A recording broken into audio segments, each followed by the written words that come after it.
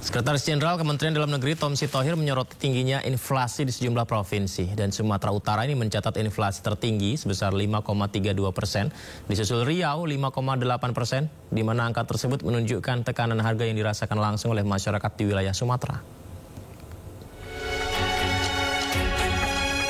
Sekretaris Jenderal Kementerian Dalam Negeri Tom Sitohir menyoroti tingginya inflasi di sejumlah provinsi pada rapat pengendalian inflasi daerah pekan ini.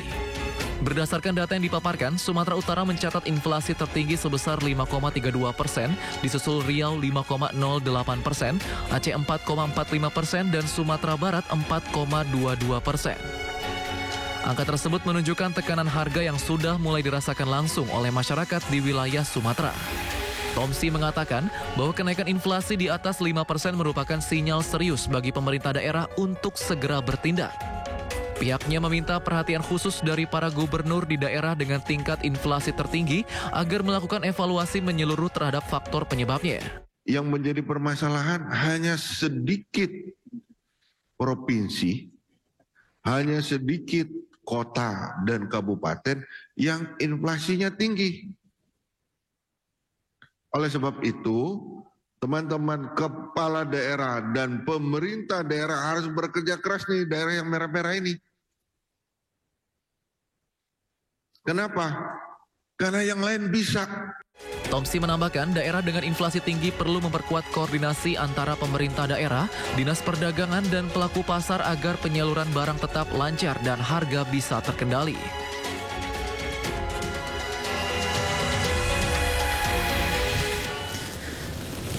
Perum Bulog menegaskan distribusi beras, stabilisasi pasokan dan harga pangan terus dimasifkan ke seluruh daerah guna menjaga ketersediaan stok, menekan inflasi dan memastikan stabilitas harga beras nasional. Adapun total realisasi penyaluran beras SPHP mencapai 463.959 ton atau 30,93% dari target 1,5 juta ton.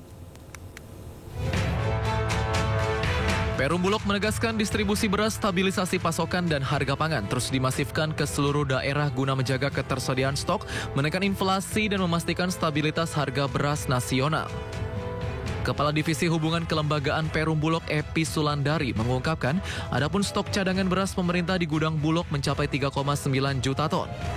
Sementara itu total realisasi beras SPHP mencapai 463.959 ton atau 30,93% dari pagu 1,5 juta ton. Bahwa posisi stok kami per hari kemarin sore adalah 3,9 juta ton, tepatnya 3.905.586 ton, yang terdiri 3,86 juta ton adalah stok cadangan beras pemerintah dan 41 juta ton adalah cadangan stok beras komersial. Stok ini sudah kami sebarkan ke seluruh Indonesia dan siap untuk dilakukan untuk kepentingan atau penyaluran yang ditetapkan oleh pemerintah. Total realisasi SPHP adalah 463.000 ton atau 30% dari pagu kita 1,5 juta ton, dan ini kita lakukan setiap hari di seluruh Indonesia. Epi menambahkan, Perum Bulog akan terus berupaya mengejar target penyaluran beras SPHP melalui pengecer di pasar rakyat, retail modern, outlet binaan Pemda. Pihaknya juga terus memantau terhadap pergerakan harga beras di pasar rakyat di setiap daerah.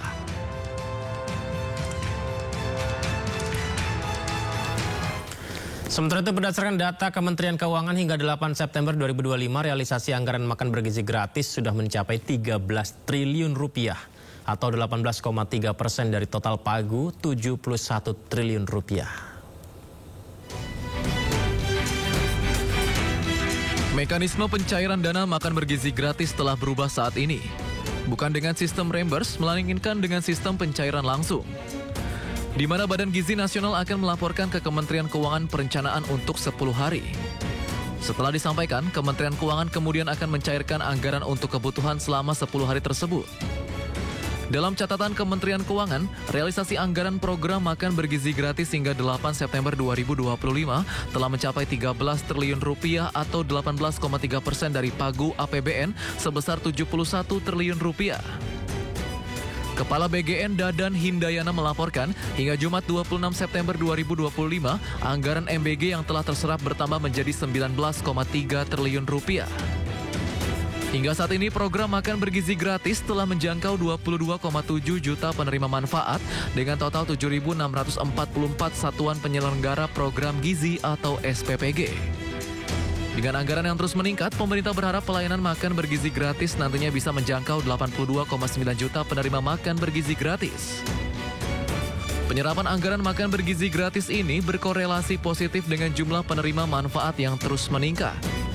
Pemerintah mengklaim bahwa realisasi anggaran program makan bergizi gratis sudah semakin cepat, di mana realisasi anggaran dari bulan Agustus ke September 2025 tercatat sudah naik 3 kali lipat. Terbaru, hingga awal Oktober 2025, dana yang terserap sudah menembus 20 triliun rupiah.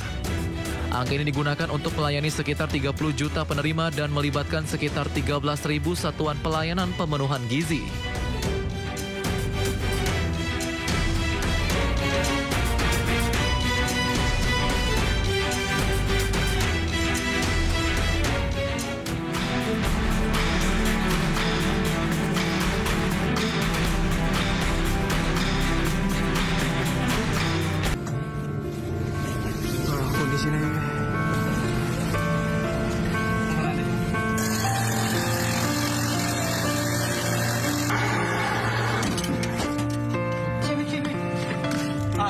Al-Fatih. Oh, Wahyu. Ya, roti.